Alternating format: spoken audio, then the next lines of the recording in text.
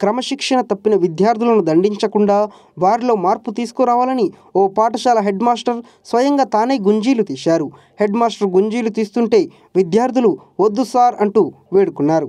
దీనికి సంబంధించిన వీడియో ప్రస్తుతం వైరల్గా మారింది. ఈ ఘటన విజయనగరం జిల్లా బొబ్బిలి మండలం పెంట జెడ్పీ హైస్కూల్లో చోటు చేసుకుంది.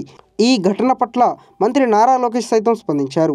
పిల్లల విద్యా పురోగతి అంతంత మాత్రంగా ఉందని, చెప్పినా మాట వినడం లేదని, విద్యార్థులను దండించకుండా హెడ్ మాస్టర్ చింతారమణ గుంజీలు తీసిన వీడియో సోషల్ మీడియా ద్వారా తన దృష్టికి వచ్చిందని మంత్రి పేర్కొన్నారు. అంతా కలిసి పనిచేసి ప్రోత్సాహం అందిస్తే మన ప్రభుత్వ పాఠశాలల పిల్లలు అద్భుతాలు సృష్టిస్తారని తెలిపారు. విద్యార్థులను దండించకుండా అర్థం చేసుకునేలా హెడ్ మాస్టర్ స్వీయ క్రమశిక్షణ చర్య ఆలోచన బాగుందని లోకేష్ అభినందించారు. అందరం కలిసి విద్యా ప్రమాణాలు పెంచుకుందామని పిలుపునిచ్చారు. పిల్లల విద్య, శారీరక, మానసిక వికాసానికి కృషి చేసి వారు బంగారు భవిష్యత్తుకు బాటలు వేద్దామని స్పష్టం చేశారు.